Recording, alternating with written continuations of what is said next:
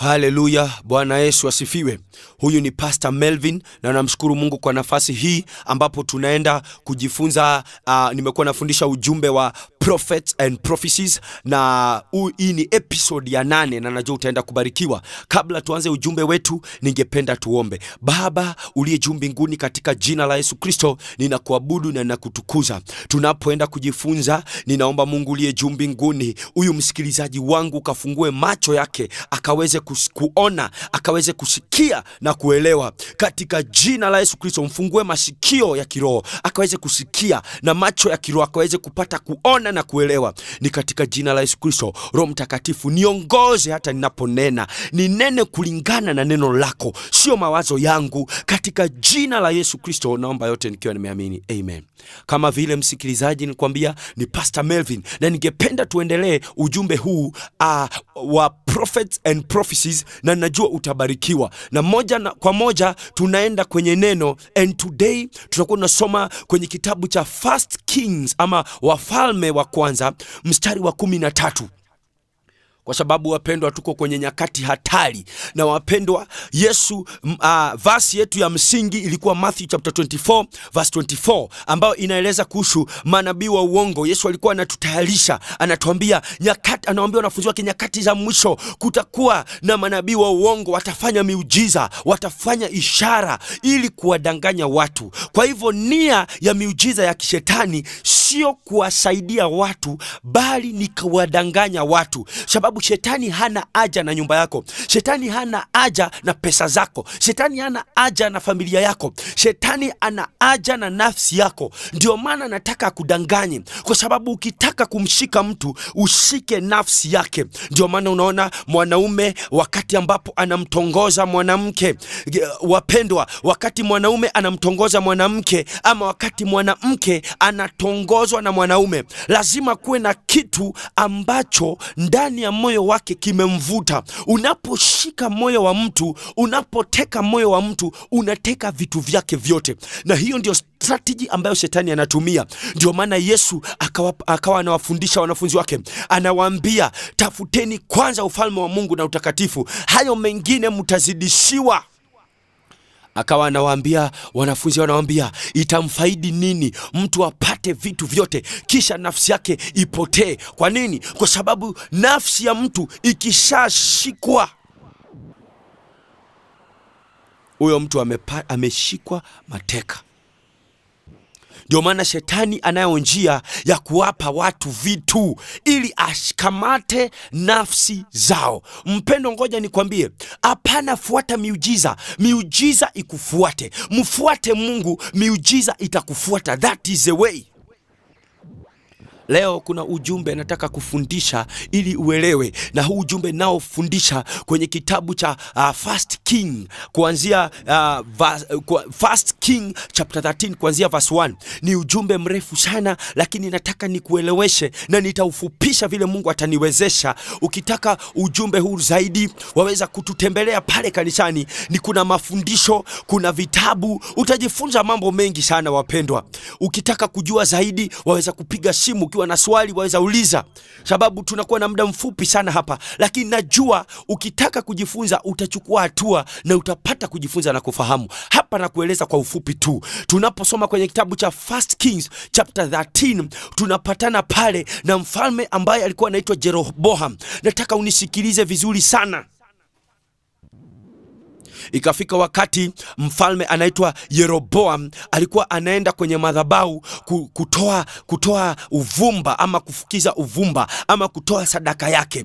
Lakini alipokuwa anakimbia pale kutoa sadaka, huyu Yeroboam alikuwa ni mfalme na alikuwa anaenda kwenye madhabahu. Najua siku hizi kuna lugha inaitwa madhabahu inatumika. Watu wanafikiri madhabahu ni mahali tu mbele ya kanisa, lakini sitaki kuingia sana kuhusu madhabahu. Nitakuwa nafundisha ujumbe peke yake kuhusu madhabahu kwa episode yake, lakini sasa tunaongea kuhusu Prophet and Prophecies, na hapa nataka tu focus na nabii. Ninakuonyesha tu kuna mfalme huyu anaitwa Yeroboam alikuwa anaenda kufukiza uvumba. Alipokuwa anaenda pale kufukiza uvumba, kuna mtu mwingine ambaye ni nabii wa Mungu alikuwa anatumwa kwa ile madhabahu kwa neno la Mungu.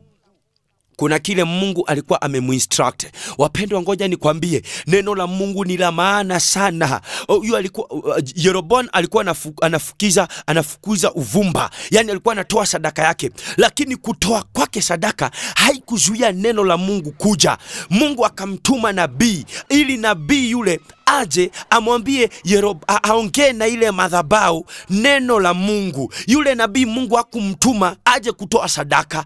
Yule nabii Mungu alimtuma na neno lake, anene neno kuhusu ile madhabahu. Wapendwa, ngoja nikwambie, neno la Mungu peke yake ndio laweza kunena kuhusu maisha yako na kubadilisha maisha yako. Hebu angalia wapendwa, Yeroboam, neno la Mungu lilikuwa na nguvu zaidi kwa ile madhabahu zaidi ya ile Yeroboam alikuwa anaenda kufukiza uvumba.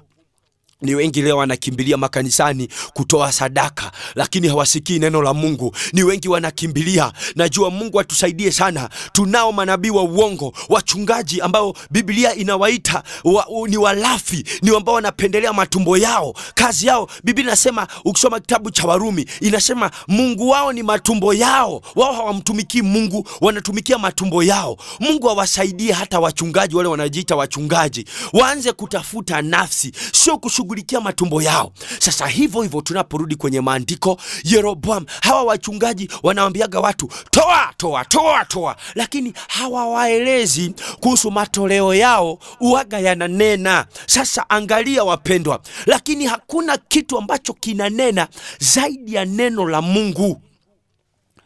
Ndio unaona Yeroboam hakuwa na ufunuo, hakuwa na revelation. Yeye anafukiza tu vumba. Kama vile mpendwa, unaweza kuwa umezoea wewe kazi yako ni kutoa tu sadaka. Hauna ufunuo wala hauelewi, kwa sababu umeambiwa toa, sababu unaambiwa umelaaniwa. Sio eti kwamba ni vibaya kutoa, lakini angalia, wakati Yeroboam anaenda kufukiza uvumba, Mungu hakunena. Mungu tayari alikuwa amemtuma nabii na neno lake. Lile neno lilikuwa la maana zaidi. Hebu tuone kile ambacho kilifanyika. Nataka tusome kwa ufupi sana. Biblia inasema hivi, tunaposoma kwenye kitabu cha 1 Kings 13 verse 1, inasema, natazama akatoka mtu wa Mungu katika Yuda kwa neno la Bwana, akafika Betheli, na Yeroboam alikuwa akisimama penye madhabahu akifukiza uvumba. Ayaangalia mstari wa 2. Basi mtu huyo akapiga kelele juu ya madhabahu. Mtu huyu tunaongea kuhusu hapa ni yule nabii ambaye Mungu amemtuma akaja kunenea ile madhabahu.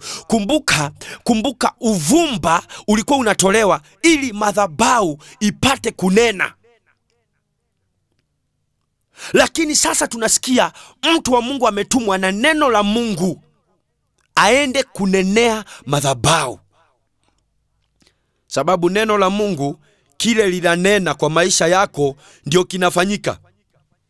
Nguvu ya mambo kufanyika iko katika neno la Mungu kwa maisha yako. Iko katika lile neno Mungu amesema. Haiko katika ile sadaka unatoa. Haiko katika vile unafukiza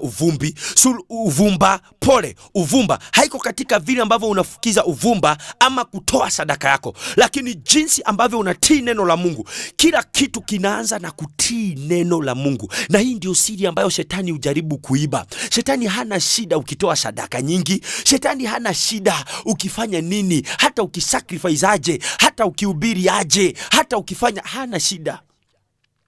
Shida yake ni usitii neno la Mungu. Anafurahi sana wakati hawezi kutii neno la Mungu. Unapotii neno la Mungu, shetani anaogopa. Ndio kwa sababu anajua neno ndio lina nguvu. Sasa ndio unaona hapa. Angalia mstari wa 2, inasema basi mtu huyo akapiga kelele juu ya madhabahu kwa neno la Bwana akasema, madhabahu. Bwana asema hivi, angalia mtoto atazaliwa katika nyumba ya Daudi, jina lake Yosia, na juu yako atawachinja makuhani wa mahali pa juu wanaofukiza uvumba juu yako. Sikiliza, uvumba inapofukizwa, uvumba waga unafukizwa kwa sababu ya protection, kwa sababu ya madhabahu inene. Hiyo ni lugha ambayo wachungaji wengi wanapenda kuitumia. Kwanza manabii wa uongo, simamisha madhabahu, madhabahu inene. Sasa sikiliza, Sasa hapa si madhabahu inanena, hapa ni neno la Mungu. Mungu alijua kuna madhabahu, na Mungu alijua kuna Yeroboam ambaye alikuwa anafukiza Yeroboam ambaye alikuwa anafukiza uvumba. Lakini Mungu anaacha haya yote, anamtuma nabii na neno lake aende akanene madhabahu. Si madhabahu inene. Wengi leo waga wanapeleka ndio madhabahu inene, lakini maneno ya Mungu wameyaweka nyuma yao, hawayasikii, hawamtii Mungu. Lakini pastor anakuambia weka mbegu ya 1000 itanena juu ya maisha yako, weka 100 itanena juu ya maisha yako. Pesa na wewe, nani alikuwa kwanza? Ni nini kinaweza nenea mwingine? Ayo nataka uyatafakari ili upate ufahamu. Sasa angalia, neno la Mungu linakuja kunenea madhabahu, sababu hivyo ndio inatakiwa. Neno la Mungu linaponena ndani yako, chochote kinawekwa kwenye madhabahu kita obey neno la Mungu. Madhabahu, nitakueleza, kuna somo nitafundisha kuhusu madhabahu peke yake, sitaki kuingia huko sasa hivi. Hii lugha imetumika sana hii ya madhabahu. Angalia sasa, inasema hivi. Sasa hapa Mungu ananena kuhusu, Mungu amemtuma mtumishi wake aje aongee kuhusu madhabahu. Ile madhabahu, wacha vile Yeroboam alikuwa anafukiza uvumba pale. Sasa Mungu anakuja na neno ya kwamba makuhani wote watakatiliwa. Kila kitu kitakatiliwa mbali. Hivyo ndio neno la Mungu limekuja. Ile madhabahu itakatiliwa mbali, makuhani wote watakatiliwa mbali. Sikiliza, eti atawachinja makuhani wa mahali pa juu wanaofukiza uvumba juu yako. Angalia, na mifupa ya watu itateketezwa juu yako. Kwa hiyo inamaanisha hakutakuwa na kazi hapo. Kwa hiyo madhabahu ni neno la Mungu hili limekuja. Angalia mstari wa 3.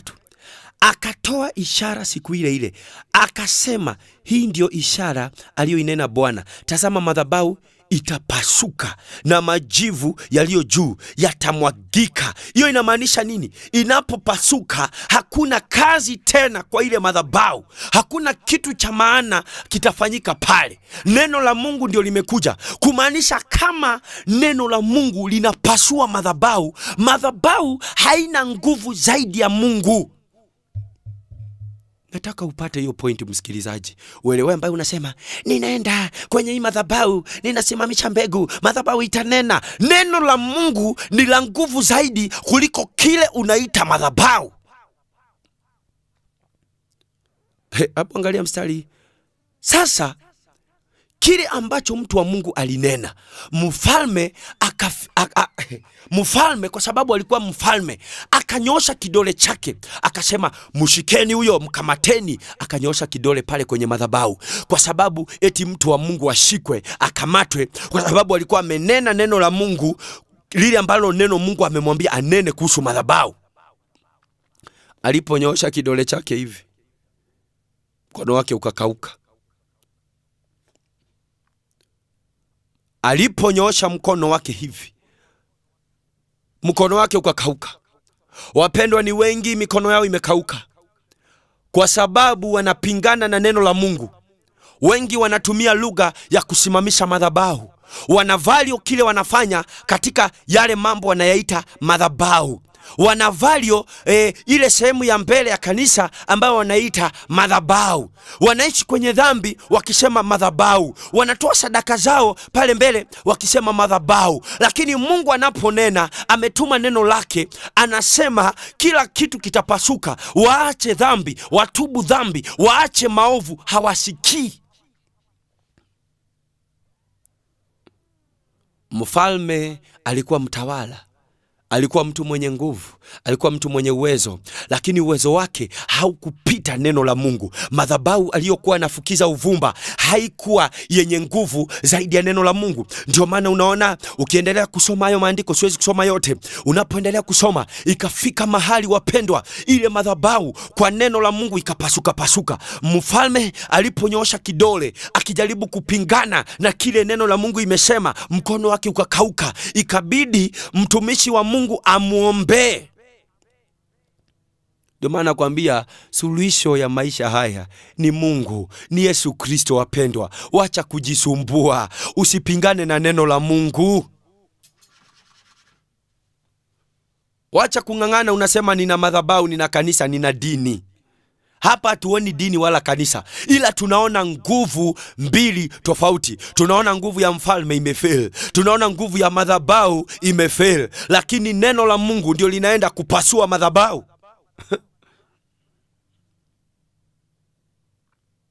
Madhabahu ni power, ni nguvu by itself, ni nguvu ya aina fulani.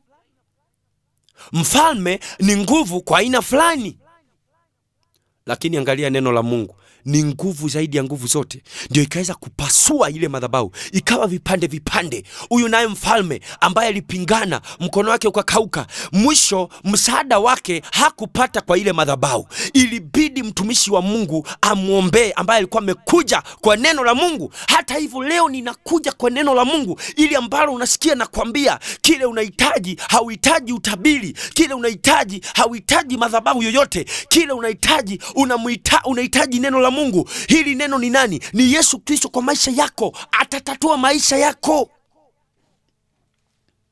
Ukiamini hiyo itabadilisha maisha yako.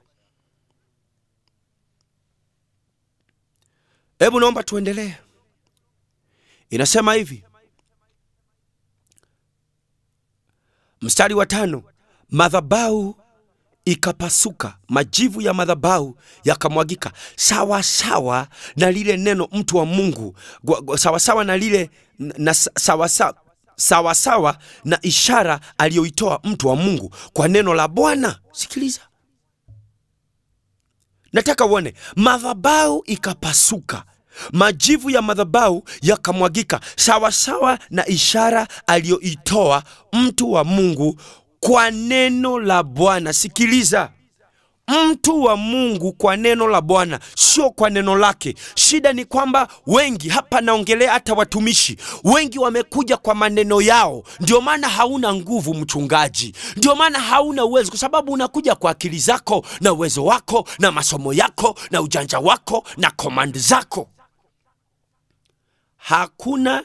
Tangu nianze kuhubiri Injili, nimeona nguvu ya Mungu ikifanya kazi kwa maisha ya watu. Kwa nini? Kwa sababu siendi kwa maneno yangu, sio kwa ujanja wangu. Ninanena neno la Mungu vile ambavyo linatakiwa, sababu neno la Mungu hata pasipo yoyote linajisimamia. Neno la Mungu ni nguvu, halihitaji maji, halihitaji mafuta, halihitaji chochote ili ifanye kazi.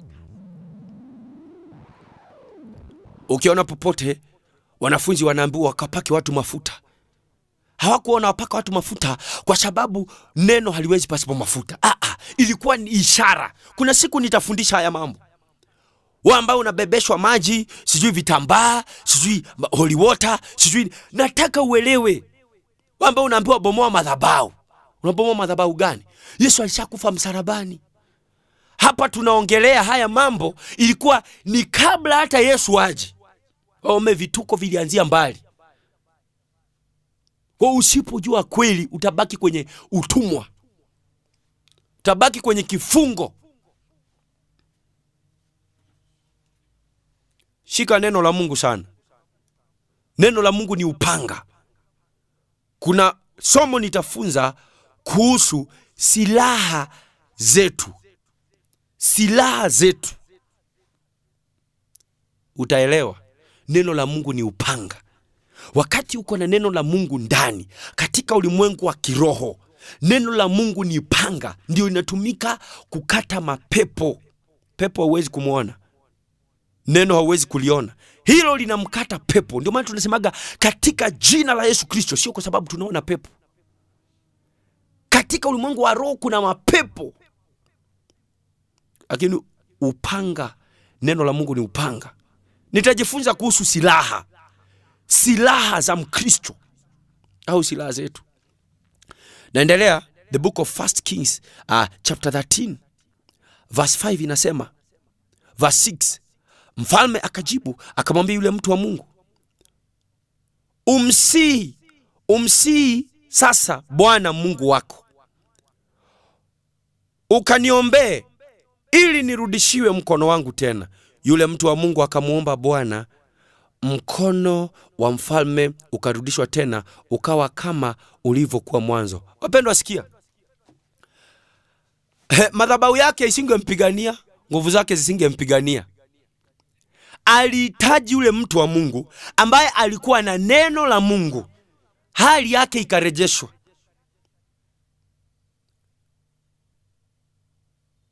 Wewe unaweza kuwa uko katika hali, mwingine amekauka, kila saa unafukiza uvumba. Umetoa sadaka ngapi? Si sadaka Mungu anataka. Kuna wali Mungu si sadaka anatafuta. Kuna mahali wana wa Israeli Mungu akawaambia, kwa miaka hii 40 niliwapa mana. Nani nilimuuliza kuhusu matoleo? Sikwambii hivyo kwa sababu ni vibaya kutoa. Ni vizuri sana kutoa. Lakini Mungu yuko interested na nafsi yako zaidi ya matoleo yako. Ndio maana unaona Yeroboam alikuwa anaenda kufukiza uvumba. Kinakaa kama kitu kizuri, lakini sio kulingana na neno la Mungu. Ndio maana nabii akatumwa kwenda kunenea ile madhabahu kile kinatakiwa kuhusu ile madhabahu. Ni neno peke yake linaweza kukuelekeza kwa njia inayopaswa. Na neno linapokuelekeza kwa njia inayopaswa, utapata matokeo yanayopaswa. Neno halijawahi kushindwa na haliwezi kushindwa. Neno ni nani? Yesu Kristo. Mungu akubariki. Tunapoendelea ujumbe kwenye episode ya 9. God bless you. God bless you. Tutaendelea na najua utajifunza mengi. Mungu akubariki sana. Amen.